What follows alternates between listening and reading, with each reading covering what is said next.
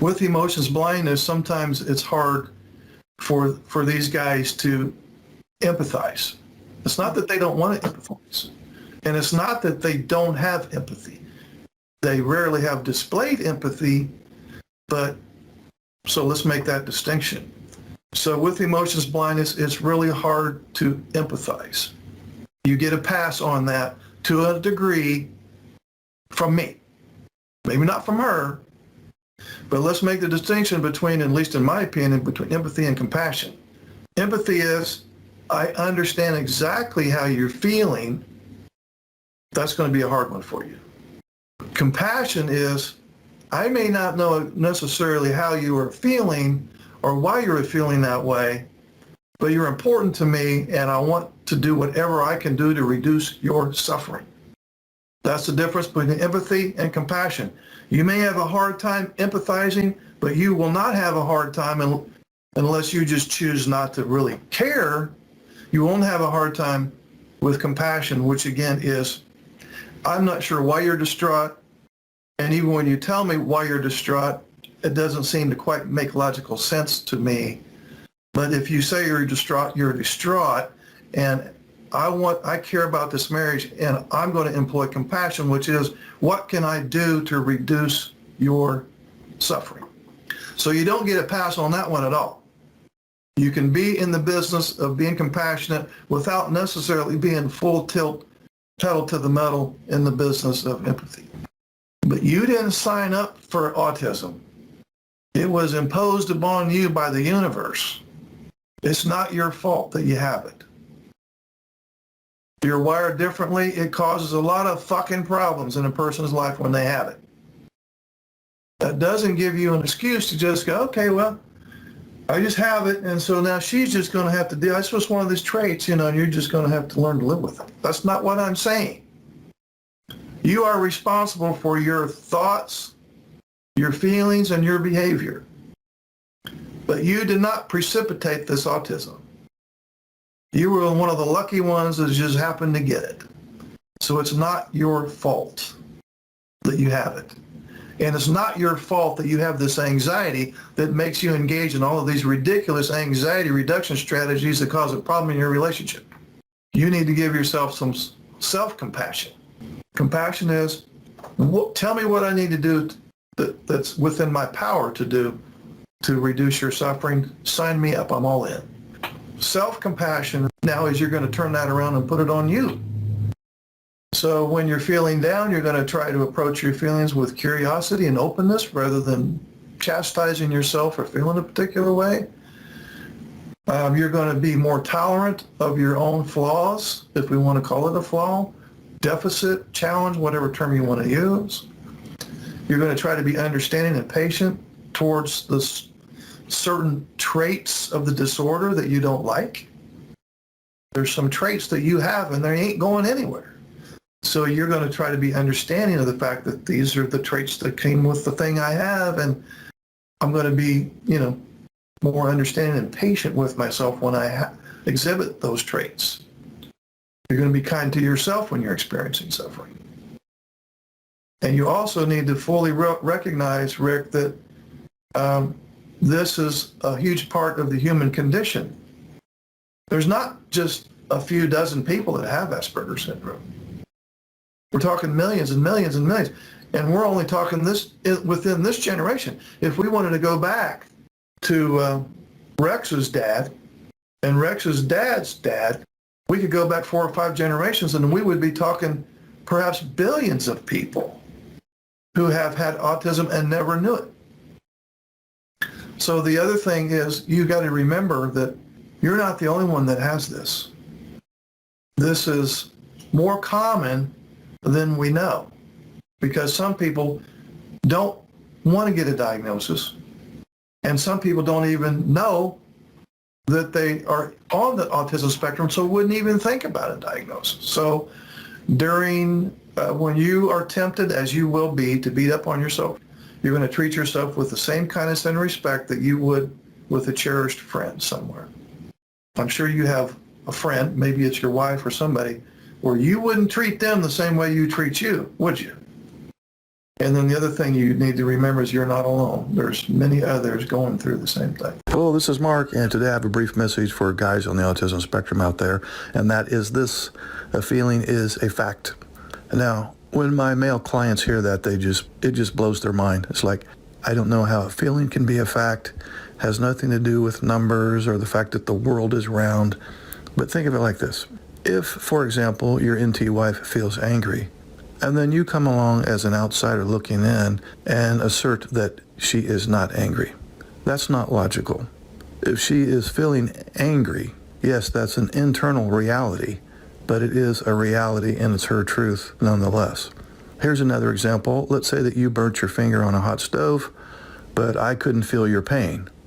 Okay, well, that doesn't mean that there's no pain. There's certainly pain for you, and that is clearly a fact for you.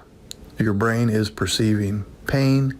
That's your truth in the moment. That's your reality. Therefore, it is a fact for you. Now, sometimes your NT wife may say things like, well, I feel like you didn't do a very good job of washing dishes. Okay, that's not a fact because it's not a feeling, and you may have very well done a perfectly fine job doing the dishes. So sometimes people say things that are truly not a feeling, rather it's an assertion or a claim or an opinion. And those indeed are not facts. But don't confuse that with a feeling. People on the autism spectrum are either reacting to unpredictability in their life or they're trying to avoid unpredictability. Let me explain this.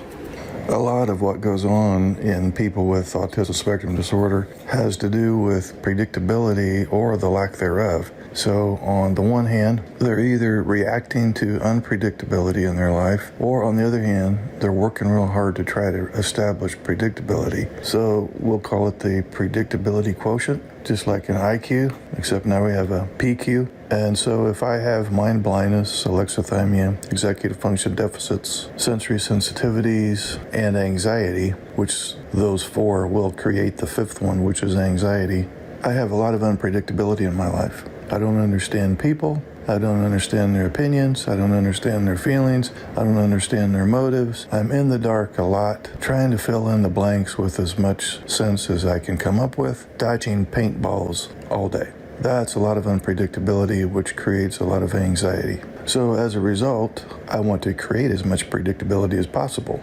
How do I do that? I have a lot of routines, rules. I have my own structure that I follow. I don't like change, I don't like surprises, and I don't like trying to deal with complex social and emotional interactions. Guess who that would be? That would be my neurotypical spouse, because as far as social and emotional intricacies go, she is definitely the most complex. So that's why she's the one that I tend to have the most problem with. So this is a bit of an oversimplification on one hand, but on the other hand, not much. You can think of it as a dualistic thing here. People on the autism spectrum are either reacting to the replete unpredictability in their life, and that could be in the form of a shutdown or a meltdown, or they're trying to avoid unpredictability in their life. That could be a shutdown or a meltdown too. But with avoiding unpredictability, what you see most often is they are very absorbed for lengthy periods of time with their special interest. And oftentimes that involves their employment, if they enjoy their job. So in summary, mind blindness, emotions blindness, executive function deficits, sensory sensitivities, weak central coherence, all create anxiety and unpredictability in my life. And some of the behaviors that others may witness, if I have those traits, are going to appear as if I am selfish, insensitive, uncaring, narcissistic, sociopathic, and so on. I'm going to also, if I have those traits, try to establish as much predictability as possible. Therefore, I'm going to have a lot of routine and structure and rules. I'm going to be very rigid in my thinking, and the world will perceive me as being one-track mind, stubborn, self-absorbed, insensitive, uncaring, narcissistic, selfish, and so on. So that's the plight of the person on the autism spectrum, constantly in the state of being misunderstood and having malicious motives assigned to their behavior. Cognitive restructuring enables people on the autism spectrum to correct distorted conceptualizations and dysfunctional beliefs. The process involves challenging their current thinking with logical evidence and ensuring the rationalization and cognitive control of their emotions. Now, the first stage of cognitive restructuring is to establish the evidence for a particular belief. People on the autism spectrum often make false assumptions of their circumstances and the intentions of others, and they have a tendency to make a literal interpretation, and a casual comment may be taken out of context or may be taken to the extreme. All people are vulnerable to distorted conceptualizations, but people on the autism spectrum are less able to put things in perspective, to seek clarification, and to consider alternative explanations or responses. So neurotypical spouses can encourage their autistic spouse to be more flexible in their thinking and to seek clarification using questions or comments such as, "Are you joking?" or "I'm confused about what you just said." Such comments also can be used when misinterpreting someone's intentions, such as, "Did you do that deliberately?"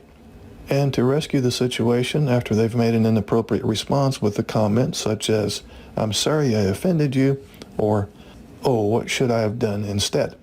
One common effect of misinterpretation is the development of paranoia.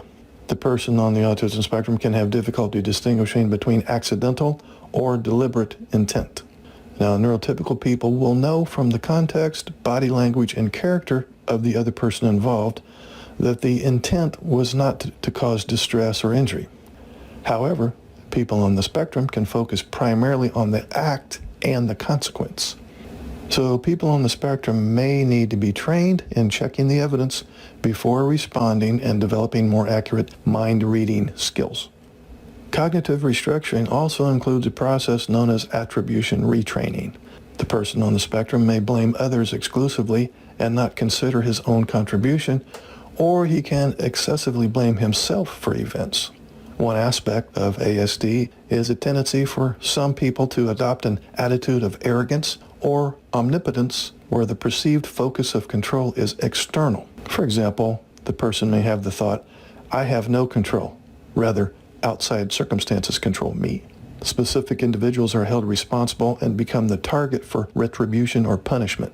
And these individuals have considerable difficulty accepting that they themselves have contributed to the event. The opposite can occur when the person on the spectrum has extremely low self-esteem and feels personally responsible, which results in feelings of anxiety and guilt.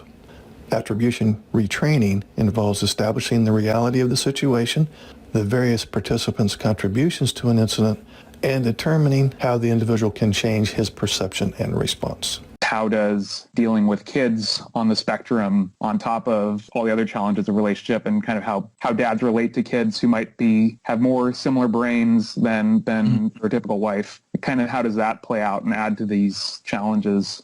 First of all, it's not uncommon. In fact, I will go on record in saying it is common for the parents to figure out that their child is on the spectrum, and then the wife goes, "You know what? This sounds exactly like my husband, the thing I've been going on with the kid." And then she raises the topic to him, and he goes, "Well, I don't know, I'll go check, or at least do some informal quizzing online." And he found, "You know what? I think I do have some of those traits as well." And also, as you probably know, it's highly genetic. So if your child has it, it's possible that you have it.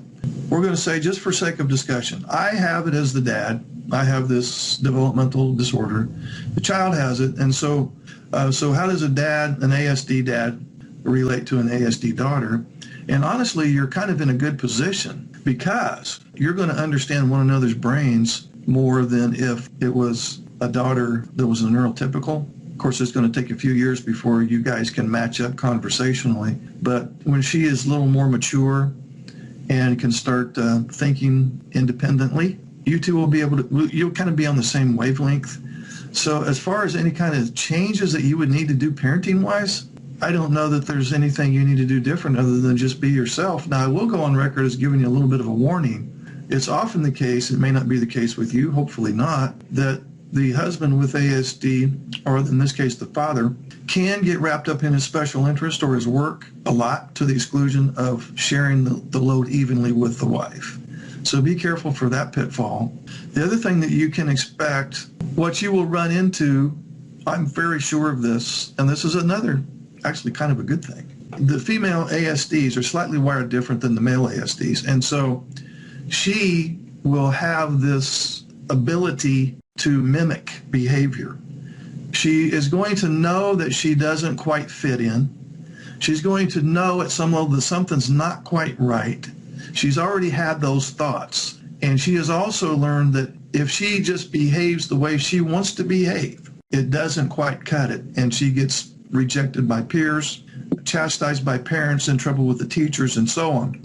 So she is learning to not trust her behavior. And so what she will do is she will people and notice what they say and do, and then she will copy that behavior.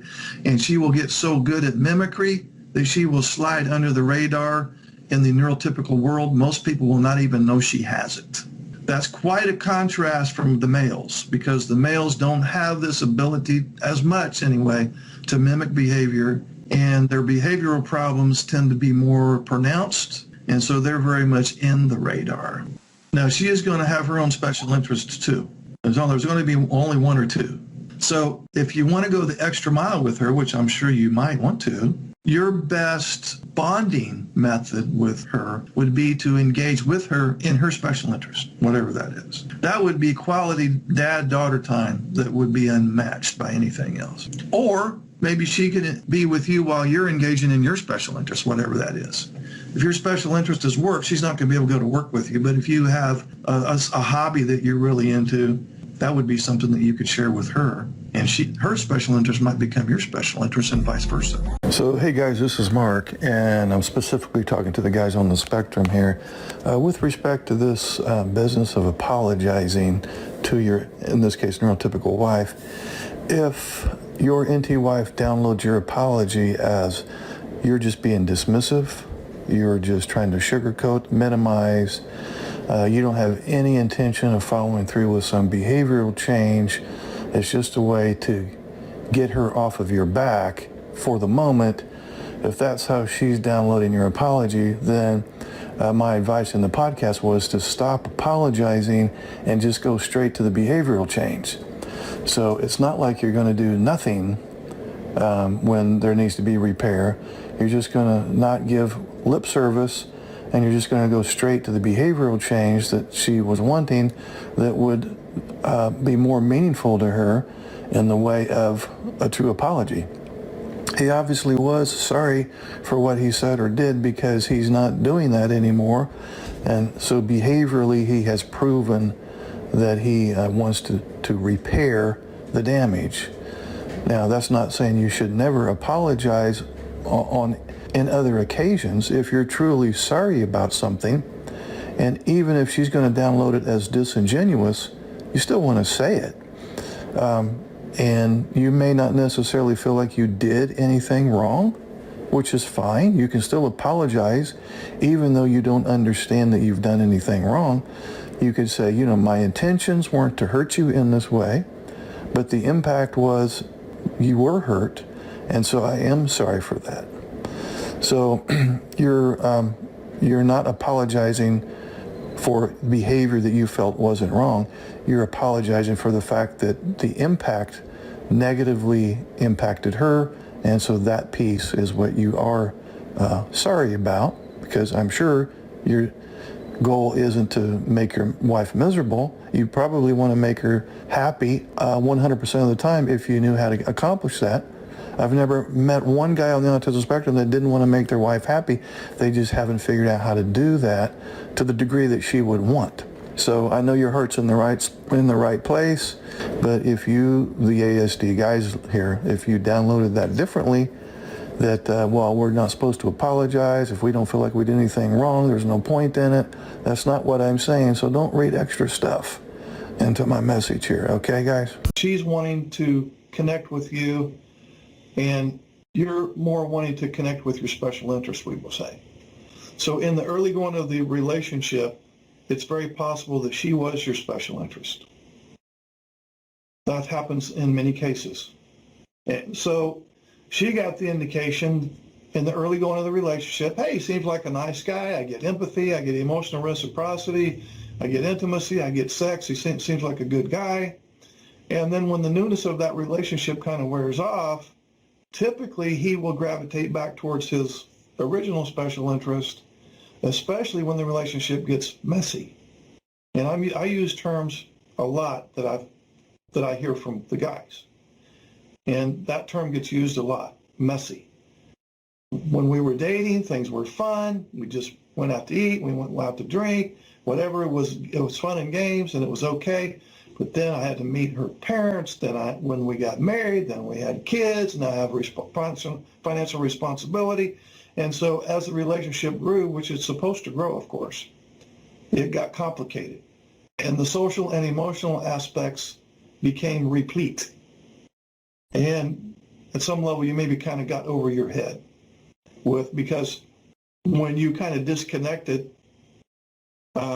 she noticed that, and her being a team player and being very social, she tried to get you to come back into the intimacy that you may have had in the early going of the relationship, but her message sucked.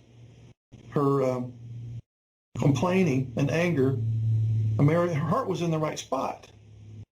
She was doing the best that she knew how to do at the time.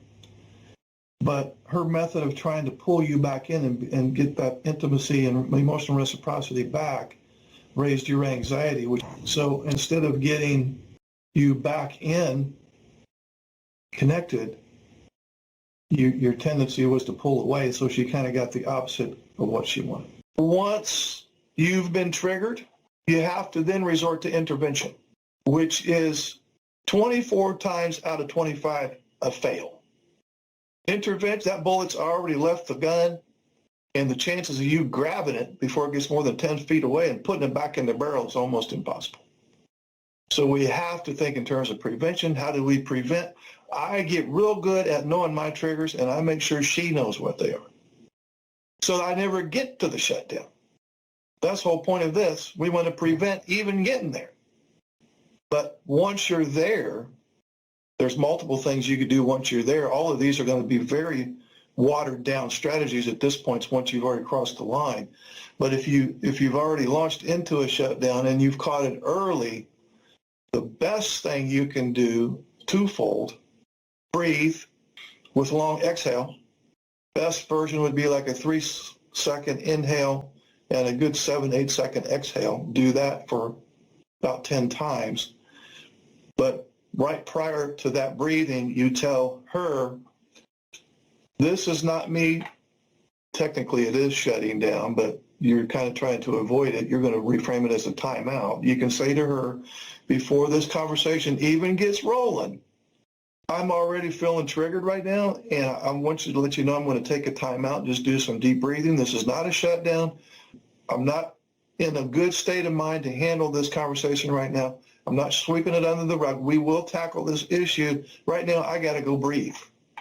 I could stay in and we could have another shit show. Don't throw that last part in. Just do the first part. That particular method that I just mentioned gets a D- on a report card. The A+ method is to do what you got to do such that you never get to the meltdown or shutdown. Because, and I'm not faulting you guys, this is going to sound very sarcastic, you suck at middle meltdown alleviation. When you're already in a meltdown, your track record for being able to back out of that is probably 0%. Am I right? Once you're majorly triggered such that you are now in a meltdown, have you been ever able to unplug it and calm down quick enough? No, you have not. If you have autism spectrum disorder level 1, which is informally referred to as high functioning autism, and formerly called Asperger's syndrome, it's still called Asperger's in some other parts of the world. And by the way, as a side note, if you got diagnosed with Asperger's syndrome, even though they changed it in the DSM-5, you still technically have the diagnosis of Asperger's syndrome rather than ASD level 1. More information than you needed. It's a developmental disorder, which developmentally means that the social emotional part of the brain is less developed than the logical part of the brain, as evidenced by the fact that most people on the autism spectrum are not highly social. They can be, and they certainly have social skills, and they can certainly converse with coworkers, and they can converse with anybody if it's mostly around their special topic. And of course, they have empathy. It really annoys the hell out of me when some NTs go, well, he doesn't have any empathy. And that is just, I don't know, what do I want to call it, dumb? But developmentally, the social and emotional stuff is low, which means that also your social and emotional needs are low, which causes a problem with her because her social and emotional needs are high. So you hooked up with this person who's way up here with her social and emotional needs. You could go all year and not talk about your feelings. You know, you don't really care about how you feel. Even if you ask him, how do you feel? Oh, fine. Well, fine, that technically is not an emotion. Oh, I feel okay. Well, okay is technically not an emotion. Okay, well, whatever then. And when she tells you how she feels, you wonder, why would she feel that way? I don't get that at all. So she's not doing anything wrong. You're not doing anything wrong. But you see the huge mismatch. And you're paying the price for this gap. That's why you're still in the doghouse and probably enjoying being in there, because now you don't have to listen to her complaining that you're not way up here with her in the Department of Emotional Reciprocity, which is a whole nother problem, because when she is trying to pull you back in to being reciprocal, her message, and she did the best that she knew how to do. I'm not faulting her, but her message delivery raised your anxiety, which made you pull away even more. So, or it made you have a meltdown. So that's the point of this conversation here, is we want to change all of that. Instead of hiding or fighting, we want to stay right there and face the music. That's called assertiveness. So this little short speech here is going to be about avoiding the business of any version of a meltdown and avoiding the business of any version of a shutdown, and instead being in the middle there. Shutdown would be passive, meltdown would be aggressive, and the compromise, or somewhere in the middle ground there, would be assertiveness, and that's what we're going to be shooting for. And there, as you know, there's varying degrees of meltdowns. It could be as simple as just yelling. It could be as complicated as yelling, cussing, calling her every name in the book, criticizing the hell out of her, and punching a hole in the drywall. There's variations of shutdown. It could be just as simple as you sitting there and agreeing with her. Yeah, honey, sure. Yeah, right, whatever you say. Kind of a false agreement where you're basically just going along with whatever she says so she'll hurry up and shut the hell up. So she'll get the impression that you're going to follow through with what she's saying because she's annoying you. All the way to far end of the shutdown extreme where you don't talk to her for a week or two. Or you leave, or you go to the end of the house and get on your computer and she doesn't see you for the rest of the night. Both of those things are causing a problem because it's the opposite of emotional reciprocity, which is her big complaint. If she were here, she would say, yeah, I got a list long and deep, but the number one thing would be there's no emotional reciprocity. We don't connect at the emotional level. That would be her main complaint. And so when you shut down or meltdown, you are doing the absolute 180 degree opposite of an emotional connection. So I can't go in and rewire your brain because A, I wouldn't want to, and B, it doesn't need to be rewired. But we can certainly come up with a few tips to get you in the ballpark to be emotionally reciprocal. Okay, I got a question from a guy who has been diagnosed with ASD level 1, high functioning autism, Asperger's syndrome, whatever we want to call it. And I'm summarizing his email. He basically says that my neurotypical wife wants me to connect with her on a deep emotional level. And he uses the term deep emotional level. Well, first of all, your wife has not been paying attention to my videos if she expects you to connect with her on a deep emotional level. If you have ASD level 1, which you said that you do, you by default have this thing called mind blindness and alexithymia, which is emotions blindness. And I'm not saying you don't have any emotions, of course. You certainly do have some empathy, maybe not displayed empathy to the degree that she wants. So I'm not saying you don't have feelings, but connecting with your neurotypical wife on a deep emotional level, it's just not going to happen. I hate to break the hearts out there, but with emotions blindness, you're out of touch with your feelings largely. You're out of touch with other people's feelings largely. Even if your wife were to tell you why she felt a particular way, it most likely wouldn't make any sense to you. You'd be thinking, why would you feel that way? And also if she says, well, I feel this way about such and such, and then she expects you to know what you're supposed to do behaviorally based on her feelings, that's another F minus. This is no consolation to the NT wives out there, but yes, we do have an emotional aspect to our life, but we also have other domains, spiritually, physically, mentally, socially, financially, even vocationally. So if you struggle with connecting with your NT wife at a deep emotional level, which if you have ASD level 1, you will by default, then as a second best thing or some kind of an alternative, try to connect with her in some other areas of her life. Spiritually, I'm just going to throw out some examples real quick.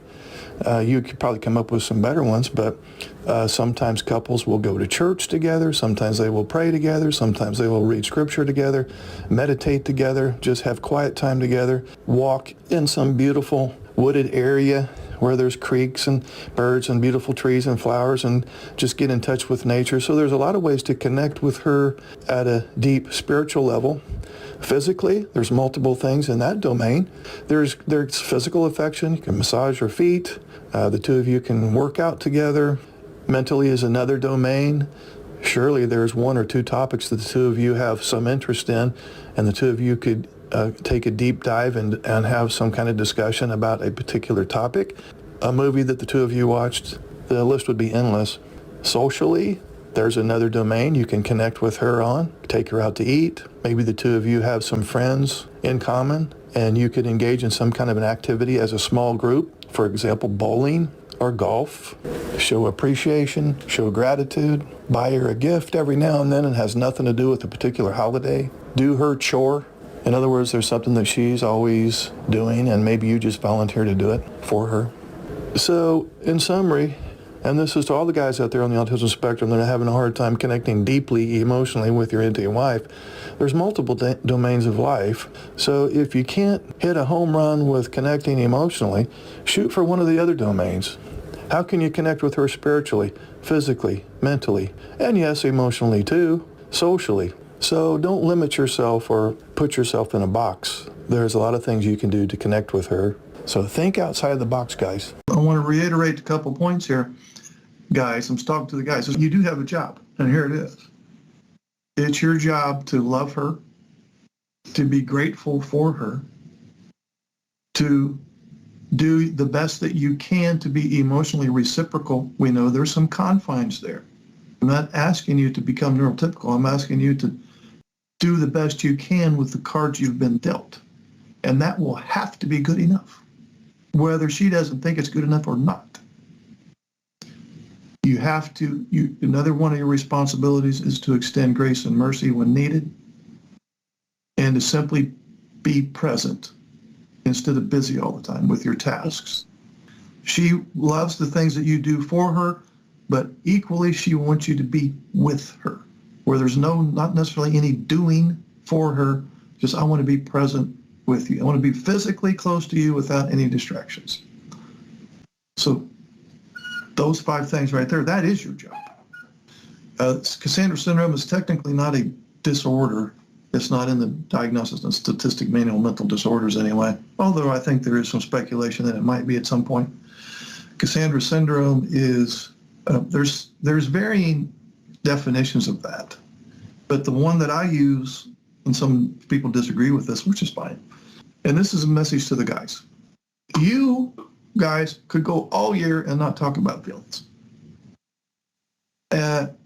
You're very task-oriented. You're very logical. You're very independent. You're low in social and emotional needs. That's just the way it is. So be it. There's nothing wrong with that. Your wife has to get some emotional nurturing, some social connection, some emotional reciprocity, or she is not going to be mentally or physically healthy. So you don't need the social and emotional nurturing much. She has to have it. It's not optional. In the same way that breathing is not optional. You have to breathe. Water, not optional. Have to have it. Nutrition, in some shape, form, or fashion, have to have it. She is genetically, it's in her DNA. I have to have emotional connection or she suffers. And when I say suffer, I mean suffer in the sense that it can make her have mental health problems. It can make her have physical health problems. When she is not getting nurturing, emotional reciprocity, validation, give and take in conversation, affection, empathy, compassion, all of these things, it affects her mental and physical health.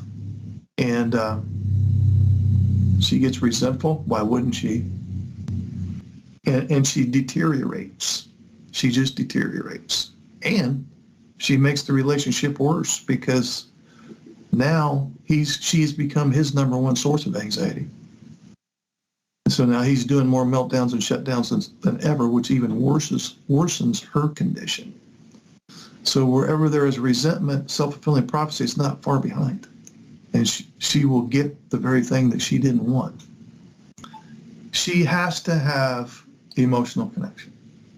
Has to have it. And if she doesn't get it, she can become very resentful about that. Why wouldn't she?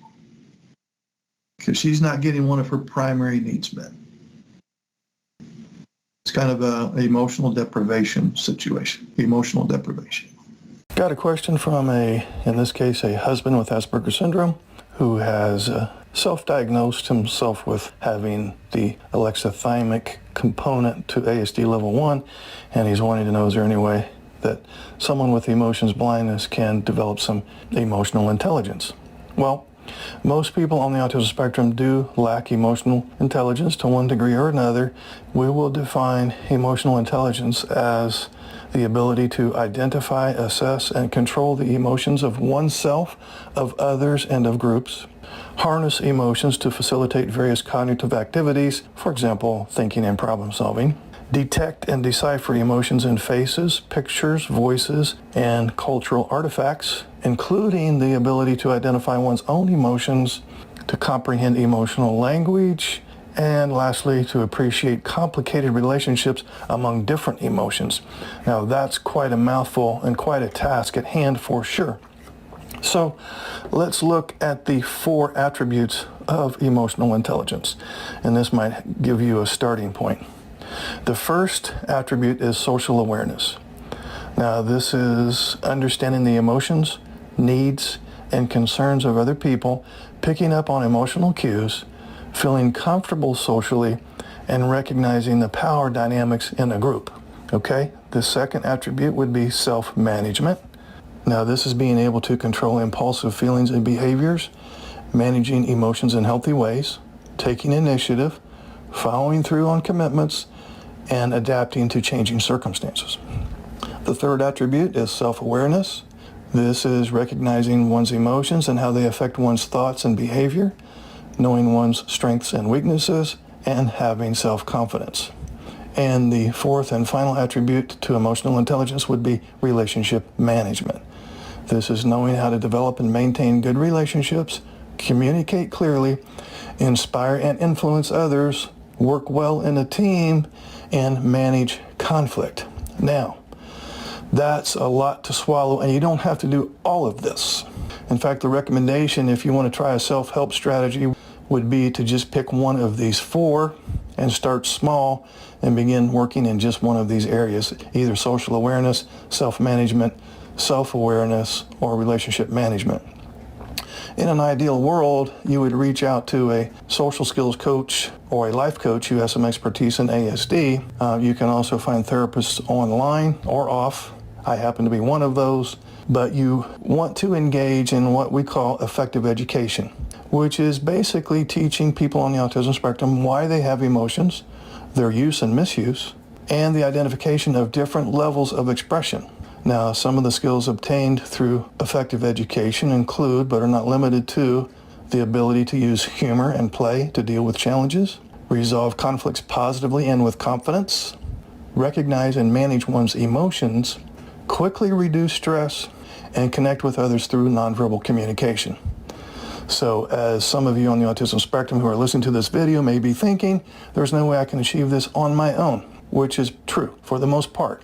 Having said that though, emotional literacy can be learned, and this is a starting point. She will say he doesn't understand how I feel. And when I tell him how I feel, he still doesn't understand why I feel that way. And it's because he doesn't care how I feel. No. If he could have read your emotions, he would have done it 15 years ago. Saved him a lot of grief.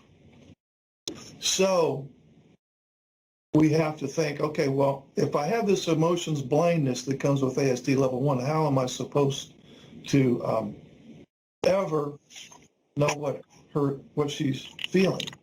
And even when she tells me, Antonio, I'm going to shut your mic off. Even when she tells me how she's feeling, sometimes that doesn't even make sense to me.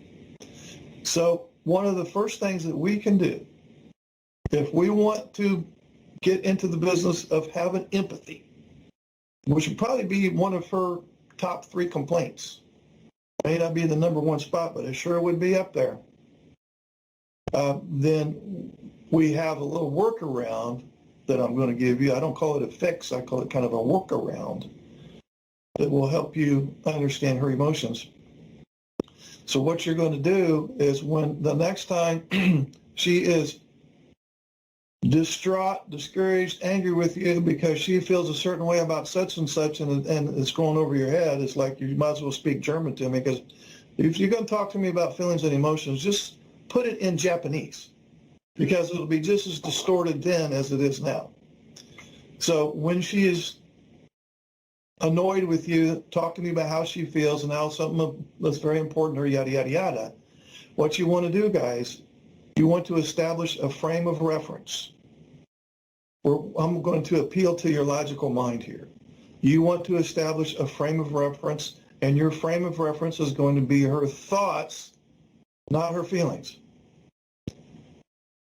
So here's what you're going to do. The next time she says, well, you don't understand how I feel. You just don't care how I feel. Well, okay. So what was she thinking right before she started feeling that? Because you'll understand her thoughts. If she tells you what she was thinking, you'll understand that part. If she tells you what she's feeling, I don't know. So guys, know that we have a thought, and then that subsequent to that thought, in all cases, produces a feeling, and then in all cases, that feeling then influences the words and behavior. It goes in that order. We have a thought, there's immediately an associated feeling. There's never a neutral feeling about any thought. There's always some feeling that's either leaning more towards the negative side or the positive side. There's very rarely a neutral feeling on any particular thought. So she has a thought, then she has a feeling, and then the way she feels about the thing is when you receive grief, perhaps, because now the words are going to come out because now she feels bad. So you got to back up and ask her what she was thinking right prior to that feeling, because she had a thought first, then she had a feeling. So we'll use an example. Let's say that I'm just going to make something off the top of my head. Let's say that she feels sad because she remembered a particular activity that the two of you used to do way back in the day regularly. Maybe when you were first together. she was your special interest perhaps, and you were doing a lot of stuff together. She felt like you had empathy, that you were emotionally reciprocal, you were affectionate, yada, yada, yada. Life was good. And now let's fast forward to today, and she comes to you and she says, well, I just have to tell you, I'm really sad. That hits you out of the clear blue. You have no idea where that came from. That's all you want to tell? You just wanted to tell me that you're very sad? Yeah, I just want to tell you I'm just very sad and disappointed. Okay, what's your first move, guys? You want to know what thought precipitated that sadness. So your line is, okay, well, I want to make sense of this. Do you happen to know what you were thinking right before you felt this sadness? And let's say, just for sake of discussion and example, let's say she said, well, I just remember way back in the day when we were first dating and whatnot, we'd do stuff together, and we used to go to that ice cream store every Friday night. We just made that habit of going to that ice cream store every Friday night. For months we did that. And I just miss, the fact that we don't have anything fun to do together anymore. Okay? So that was her thought that precipitated this whole thing where she's telling you that she's sad out of the clear blue. So now you have something to work with. Now you know her thought. Now you have a frame of reference. What am I supposed to do with that frame of reference? You're supposed to try to tie it in with something that you can relate to. So what we're dealing with here, guys, she feels a sense of loss. She lost this particular activity that you guys did regularly. So she feels a sense of loss there. That's the theme that's going on with her. So now you want to think, okay, think frame of reference, what did I lose? What have I lost in the past that I can relate to this? And I'm going to use an example from a guy that was in group, one of these men's groups. He gave me this example because he was using this strategy. He said, when I used this strategy, when I was dealing with my wife, I came up with a frame of reference, and my frame of reference was a 69 Camaro. It was in mint condition. I mean, it was an antique. It was even certified wherever you certify antique cars. Somebody stole it, and the cops could never find it. Somebody stole it. I don't know if they took it across state lines and repainted it or whatever. I don't know. But he lost. That car was his baby. Somebody stole that car, and the cops were looking for that thing for months. It was never found. And he said, I grieved that car, the loss of that car, for probably a good 2 years, and I'm still not over it. So that was his frame of reference that he used to try to relate to his wife having this sense of loss and sadness over, we used to do this thing together regularly back in the day, and it's lost. We don't do it anymore.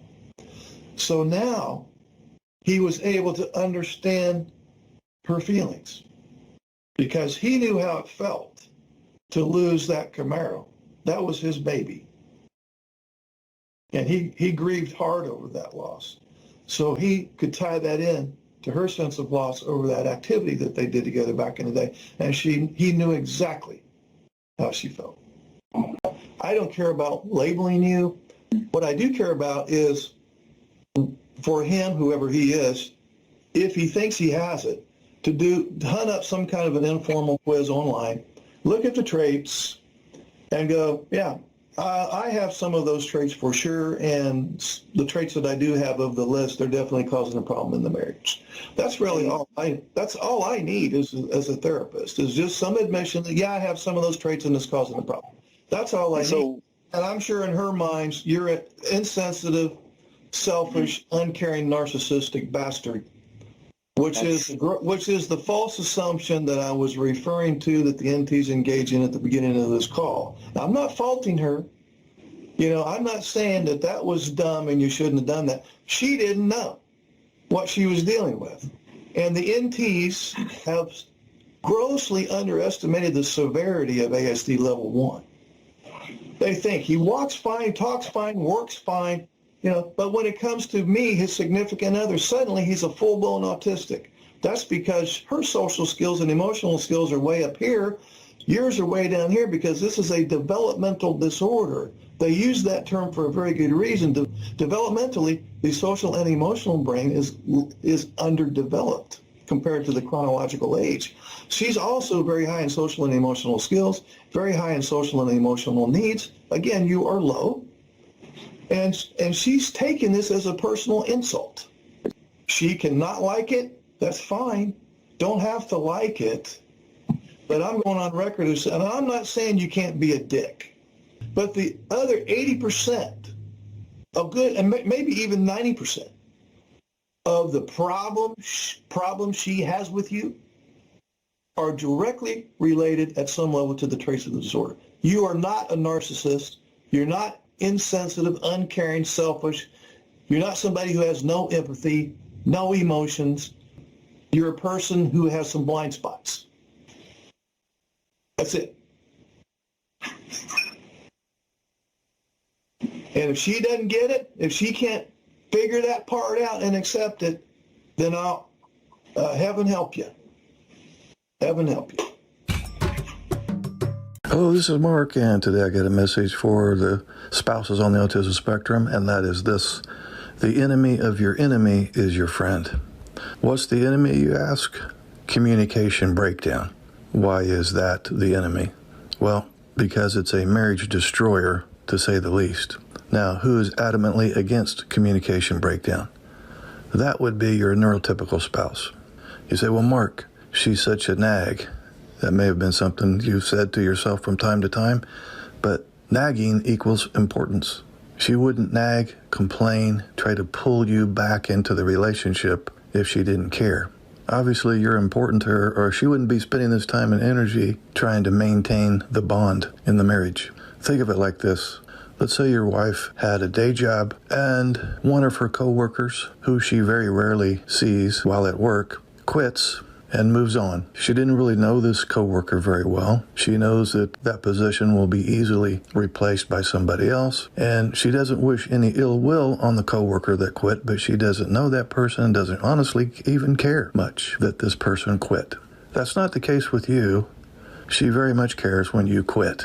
Quitting would be not necessarily leaving, moving somewhere else, separation or divorce.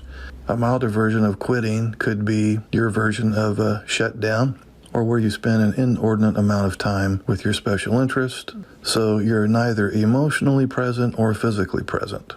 The NT wives often say he's emotionally unavailable. That's what I mean by quitting. At some level, you have quit participating in the relationship to the degree that your neurotypical spouse desires. Your neurotypical spouse nags and complains, if we want to call it that, because she desires the emotional reciprocity, the give and take in conversation, the affection, the moral support that's needed to maintain the marriage. And communication breakdown will kill that marriage.